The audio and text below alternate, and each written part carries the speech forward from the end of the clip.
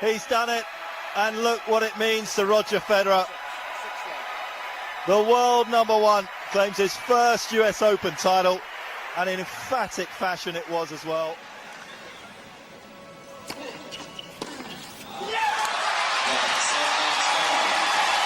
Two tennis greats have produced a special night. Roger Federer continues his reign as the world's best. Federer has the trifecta at the US Open, his 9th Grand Slam title.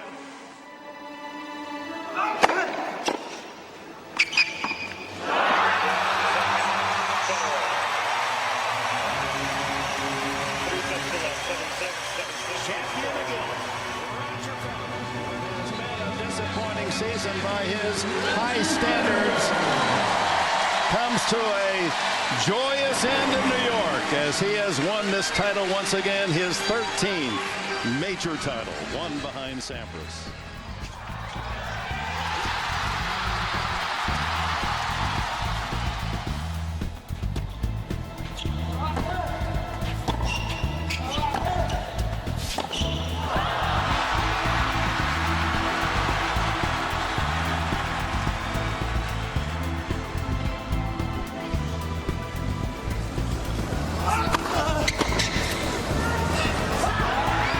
He's done it.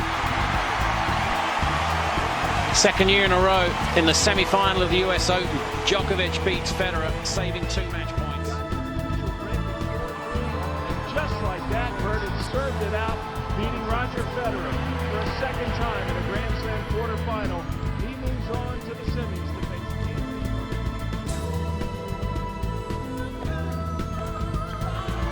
and it's done.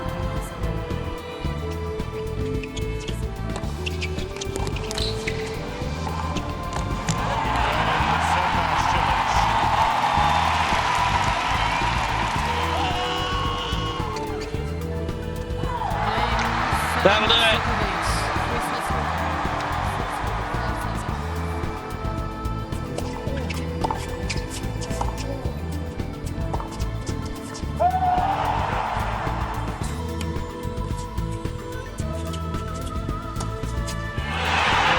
Del Potro's back in the US Open semi-finals.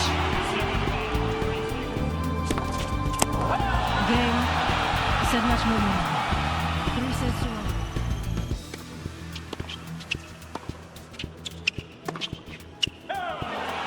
It'll be a third major semi-final in the career of Grigor Dimitrov, who has turned his season around here in New York in the space of 10 days in remarkable style. Roger Federer, 20-time Grand Slam winner and easily one of the greatest of all time, is in the latter stages of his career.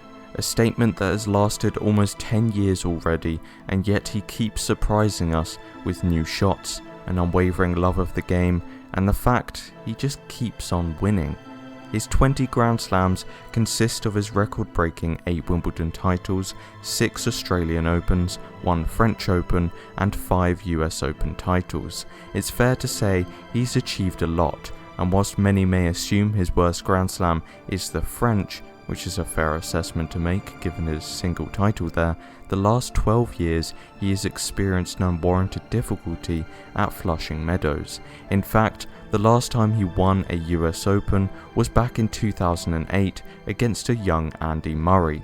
So, why exactly has he struggled to even make it back to a final when he's one of the greatest players to ever grace their courts, holding a joint 5 titles with the likes of Pete Sampras and Jimmy Connors? In this video, I'll be looking at opinions of other players, the man himself, looking at various bits of data, as well as throwing around my opinion as we go through his results at the US since his last win. Before we break down each year's result, I want to do a brief overview of some of the issues he has had. The simple answer to the question would be, well, he's 38, 99% of Roger's generation have retired, his body is giving way, he can't win 7 consecutive best of 5 matches. Well, He proved all of us wrong with his comeback in 2017, winning 3 more Grand Slams since. So that hasn't typically been the issue, not until the last couple years at least. Age does take a toll on the body, however, and whilst Roger Federer has done well to maintain a consistent level throughout the year by reducing the tournaments he plays, having a 20+ year career does still result in a strain as the year rounds up. This has resulted in a few reoccurring injuries coming back to haunt him. Added onto that, his last win at the US marks the end of his substantial dominance over the tour and the beginning of a new generation that proved that he can be overcome, changing a lot of people's mindset when going into a match, and as we know from mental giants like Djokovic and Nadal, that can be all you need sometimes. So, there are physical issues and possible mental issues at play. On top of this, conditions have changed since his 5-year run. Every tennis player and commentator and fan will know how the courts are supposedly slowing down each year, something that doesn't suit Federer's game, especially as he's gotten older. We'll get into that as well as other circumstances that have caused Fed to look extremely vulnerable. At the end of the breakdown, I will also be giving my opinion on why I think if it goes ahead, he could do well this year, providing all has gone to plan with his recovery from surgery. After his victory over Murray, the following year saw Fed return to every single Grand Slam final, the 3rd time he has ever done this in his career, a feat Rafa Nadal has never achieved and that of only peak 2015 Novak Djokovic has managed. He lost a devastating final against Nadal at Australia, but finally won the trophy that has been missing, the French, and then going on to reclaim his Wimbledon title. At the US, however, he faced a new contender. 2008 and 9 was certainly the beginning of what I like to call the resistance. Rafa defeats the King of Grass at Wimbledon. Murray makes it to his first Slam final. Djokovic takes him down in the semis and goes on to win his first Slam in Australia, and Del Potro begins to show up, pushing Fed closer and closer until his win over him at the 2009 Open. After his more explosive junior years, Federer adopted a very calm, Borg-like exterior. 2009 was for many the first time we saw grumpy Fed. Many will remember his racket smash against Djokovic in Miami. This side of him was also very clear in this final against Del Potro. 1 set all, 4-4 in the 3rd. Federer wins his serve to go 5-4 up due to a backhand return going wide. Del Potro takes what seems like a considerable amount of time to decide on whether he should challenge, and this set Fed off. He was fined $1,500 for swearing and arguing with the chair umpire. Del Potro claimed in an interview, "In that moment, I lost the respect, the fear I had for Roger. I admire him a lot, but after the 3rd set I thought, we are the same, we are fighting for the same trophy, and I was playing really good tennis, and I say, maybe it's my only chance to win a title like this. I changed my mindset. When he was angry with the umpire, I said to myself, okay, it's time to play at the same level as him. After that set, I played much better than him." In my opinion, this played a huge part in Federer's struggle the next few years. The rise of Murray, Djokovic and others was helping to change people's mindset on Roger. He was no longer invincible, similar to why I think Serena is struggling now. Often you could tell she would win because of her pure power over other players. They knew they couldn't win before playing the first point.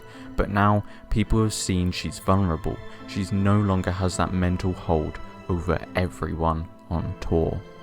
2010 and 11 were the years Fed fans tried to forget. Twice Roger had match points against Djokovic in the semi-finals, and twice Djokovic comes back to win.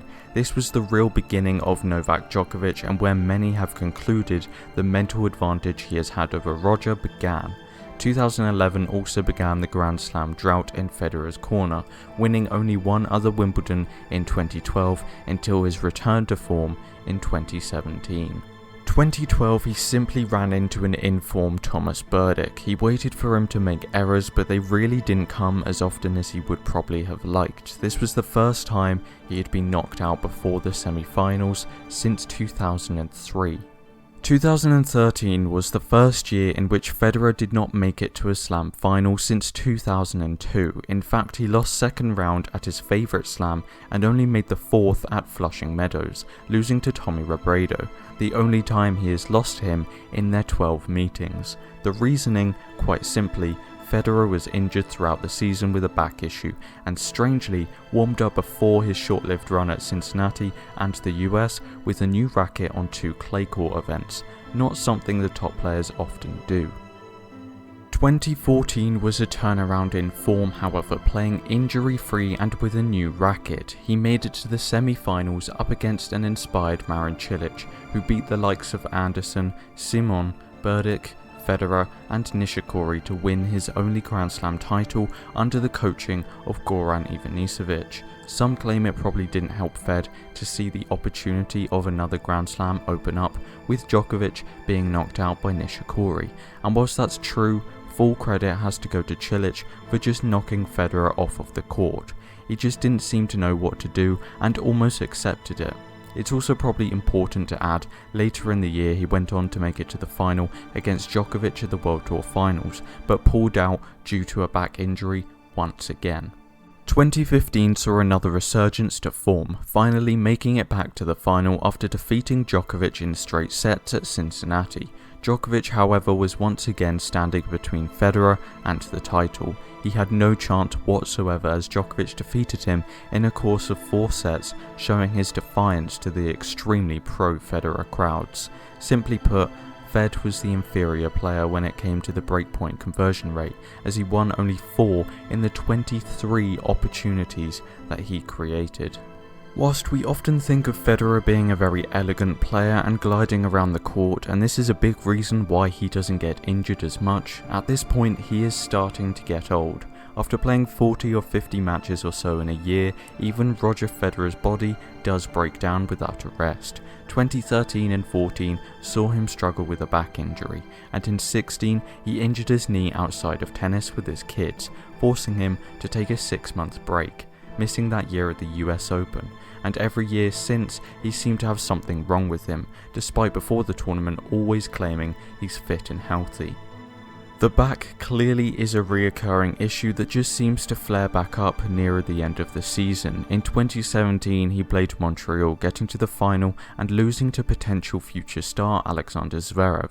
He once again hurt his back and carried this through the rest of the year. To make things worse, he played 2 5-setters back-to-back in the first and second rounds, eventually losing to Del Potro, who for the past year was returning from injury himself.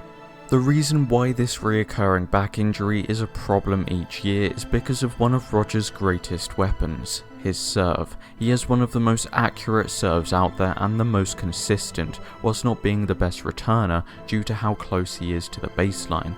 This means serve is everything in his game. If he can't arch his back properly and you can visibly see the difference, he's not going to be able to have the same effect.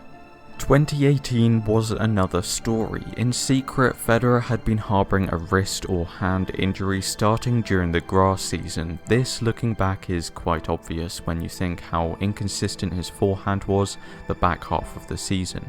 But this year also showed us something else: Roger Federer sweating. Now, something else that can affect play is the conditions in terms of weather. Is it hot? Is it cold? Is it humid? Is it windy? In 2016, the US Open introduced their new retractable roof for if it rains. In the past, Rogers claimed it could get very windy, but with the new roof, it can get extremely hot and humid. This was evident in his 4th round match against John Millman, a man who is considered to be one of the hardest workers on tour. Federer was drenched and claimed he was struggling to breathe, and he was playing a man who trains in the harsh sun of Australia all year. 2019, it seemed he struggled once again with a back injury in a tight 5-setter with Grigor Dimitrov. So to recap, 2008 marked the end of Federer's dominance over the tour, with Murray, Djokovic, Nadal and others like Del Potro stepping up. His mental dominance started to collapse and then began Novak's hold over him. Nearing his mid-30s, he begins to have trouble with his back, often it flaring up for a time at the end of each season. Added to that, he takes 6 months off for his knee to recover also in 2016, missing that year completely. However, his return to Flushing Meadows is met with a new atmosphere he hasn't experienced before, a new roof, completely changing the conditions as well as the continuing slowing down of the courts, which doesn't suit his game plan at all.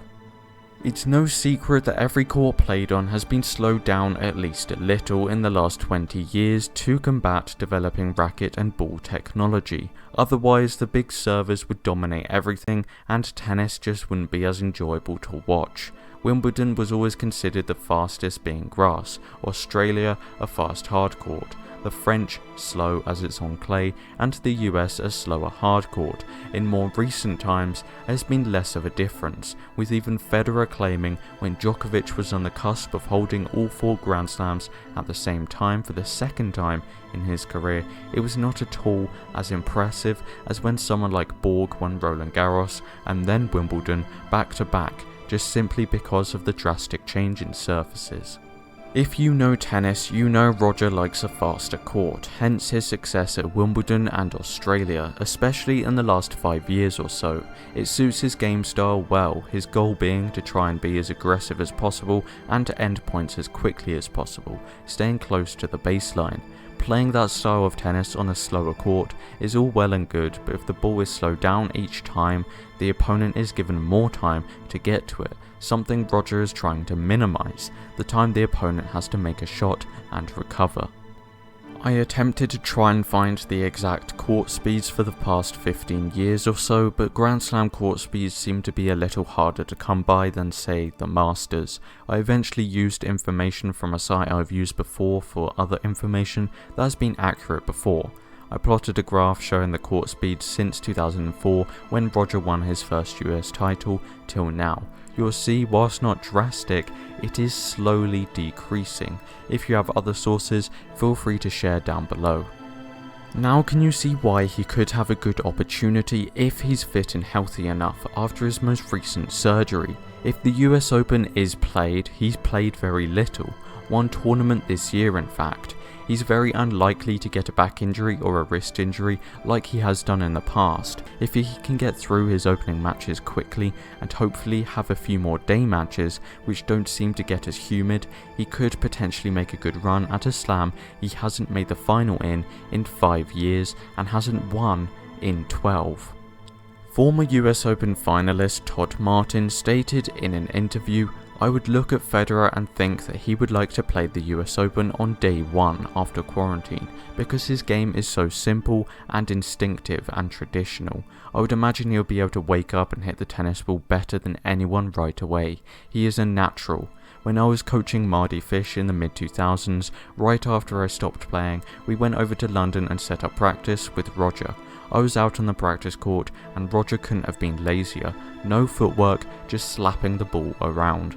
There was one sequence in the warm-up, just 5 minutes in, and he hit 3 backhand slices in a row, and he hit them 3 different ways. Probably none of them were technically right, but his hand and his upper body balance was so good that he made each of those balls do exactly the same thing. People used to talk about Henri Leconte's hand and how magical it was, that he could do so much when he was not in the right position. Well, Roger is always in the right position, and he makes Henri Leconte's hand look like a beginner's.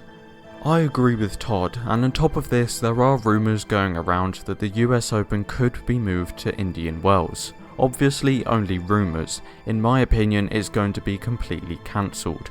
But if this happens, I see this as only benefiting Roger more.